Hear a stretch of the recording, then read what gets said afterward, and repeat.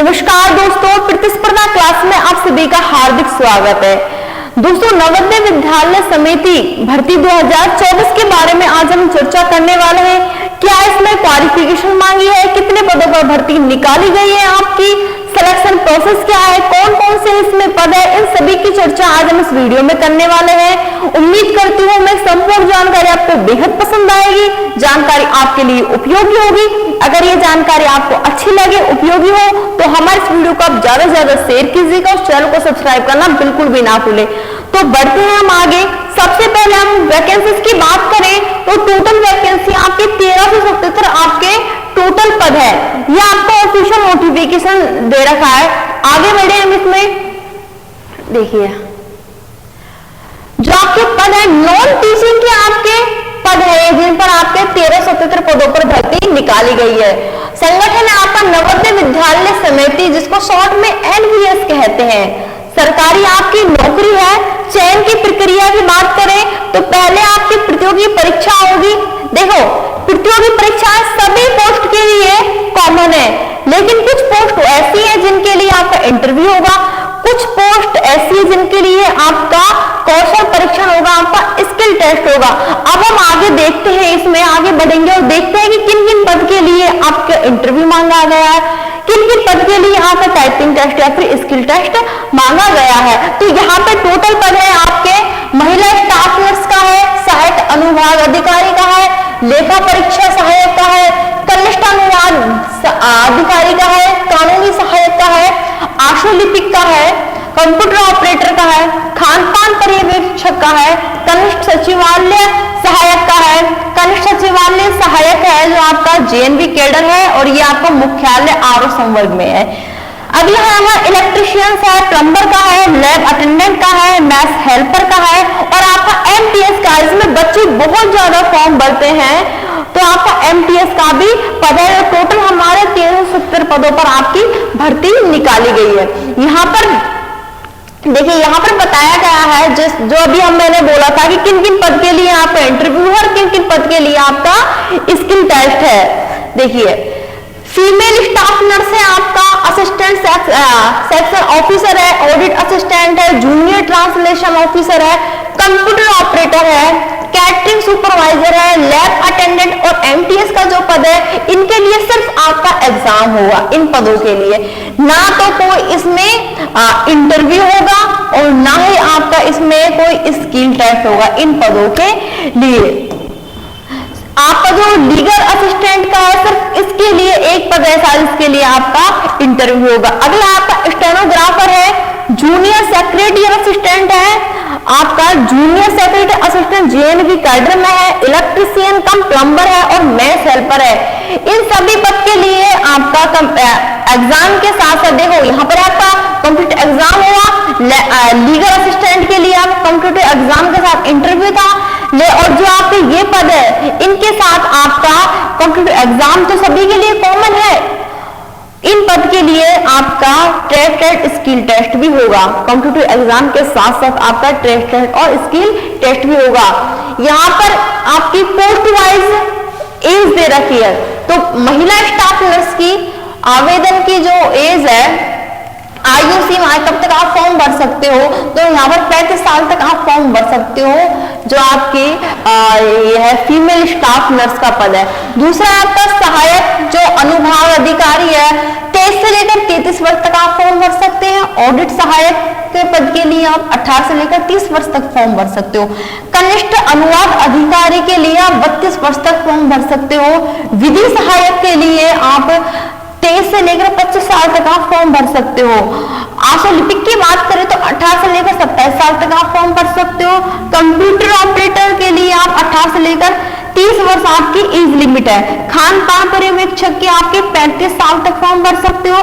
कनिष्ठ सचिवालय सहायक की एज लिमिट है 18 से लेकर 27 साल। इलेक्ट्रिशियन है, प्लम्बर है आपका, इलेक्ट्रिशियन कम प्लम्बर की जो पोस्ट है उसके लिए आपकी एज लिमिट 18 से लेकर 40 वर्ष है।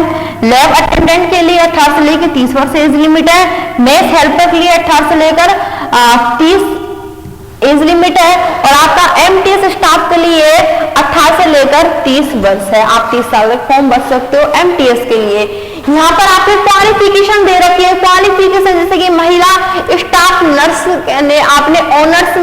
आपके पास स्नातक की डिग्री हो, देखो आपने बीएससी कर रखा हो, बीएससी किसी मान्य विश्वविद्यालय संस्थान से आपने नर्सिंग कर रखा हो, पोस्ट बेसिक में बीएससी किसी आपने बीएससी कर रखा हो तो आप इसमें फॉर्म भर सकते हो।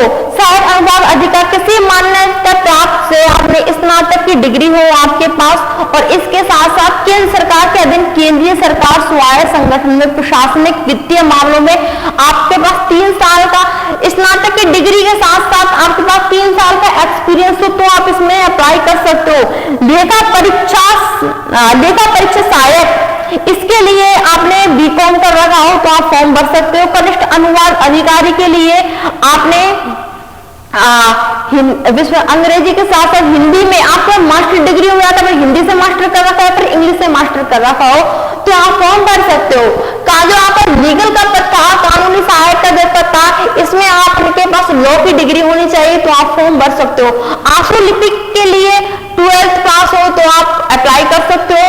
कंप्यूटर ऑपरेटर के साथ आपने बीसीए, बीएससी, कंप्यूटर विज्ञान, आईटी किसी मान्य आपने बीटेक कर रखा, आपने कंप्यूटर साइंस से है, फिर आईटी से, इसके अलावा आपने बीसी, बीएससी कर रखा तो आप इसमें फॉर्म भर सकते हो। खान पान पर्यवेक्षक है आपका, यहाँ पर आपने पर्यटन मंत्रालय द्वारा मान्यता प्राप्त संस्थान से होटल मैनेजमेंट में आपने जो डिग्री है आपकी स्नातक की डिग्री पास कर रखी हो और आपके पास 10 साल का एक्सपीरियंस हो तो आप इसमें अप्लाई कर सकते हो। कनिष्ठ सचिवालय सहायक समूह बी मुख्यालय आरोप कैडर का जो आपका पद है, इसके लिए आपके पास सर्टिफिकेट 12वीं कक्षा का हो और अंग्रेजी में टाइपिंग होनी चाहिए, 30 वर्ड प्रति मिनट होनी चाहिए और हिंदी की आपकी होनी चाहिए 25 वर्ड प्रति मिनट।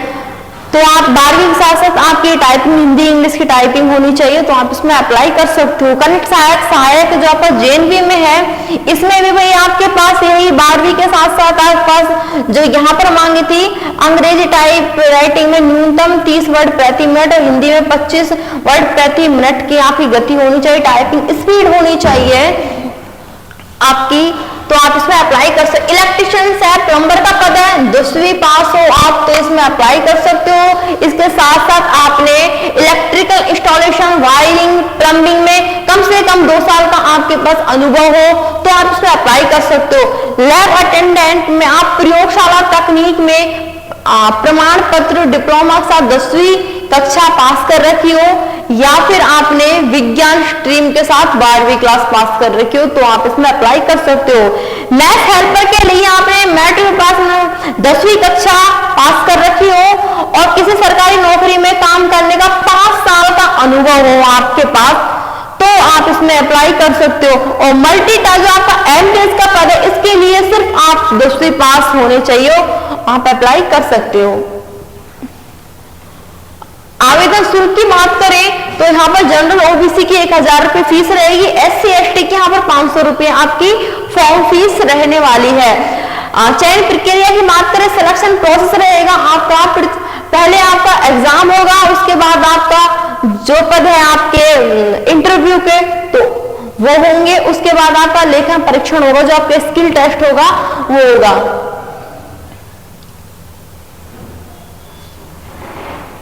देखिए अब हम देखते हैं इसको डिटेल से देखते हैं एग्जाम पैटर्न को। सबसे पहले यहाँ पर फीमेल स्टाफ का दे रखा है, फीमेल स्टाफ नर्स पद का यहाँ पर एग्जाम पैटर्न दे रखा है। रीजनिंग से 15 क्वेश्चन है 15 नंबर के, जनरल अवेयरनेस से 15 क्वेश्चन 15 नंबर के और बाकी आपका है जनरल इंग्लिश एंड हिंदी से आपके 10-10 नंबर का ये मैटर आएगा, 20 नंबर का आपको मैटर रहने वाला है और 70 नंबर का मैटर आपका सब्जेक्ट से संबंधित होगा। तो यहाँ पर 120 क्वेश्चन 120 नंबर के और 2 घंटे का आपको 2.5 घंटे का आपको समय दिया जाएगा इसको हल करने के लिए। अगला है हमारा असिस्टेंट सेक्शन ऑफिसर, इसमें आपका रीजनिंग है 15 नंबर की, क्वांटिटी एप्टीट्यूड है आपका, इसके अलावा हिंदी और इंग्लिश से आएंगे आपके 15-15 question, basic knowledge of computer से आएंगे 10 क्वेश्चन और 50 नंबर का मैटर आपको अपने सब्जेक्ट से रहने वाला है। देखिए लगभग इन सभी का है ना, सभी का सिलेबस है ना, आपका रीजनिंग है, मैथ है, वो रीजनिंग है, मैथ है, जीके है, हिंदी इंग्लिश है। बाकी आपका जो पार्ट 5th है या फिर 4th है वो आपका सब्जेक्ट से संबंधित आएगा।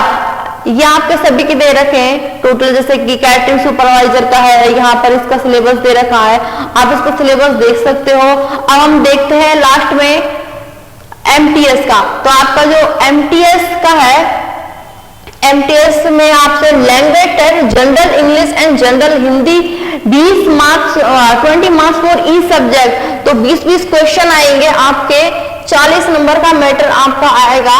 40 क्वेश्चन 40 नंबर के हिंदी और इंग्लिश से पूछे जाएंगे। जनरल अवेयरनेस करंट अफेयर से 20 क्वेश्चन आएंगे 20 नंबर के। बेसिक नॉलेज ऑफ कंप्यूटर से आपके 40 क्वेश्चन आएंगे 40 नंबर के। 100 टोटल आपके क्वेश्चन आएंगे, 100 क्वेश्चन आएंगे।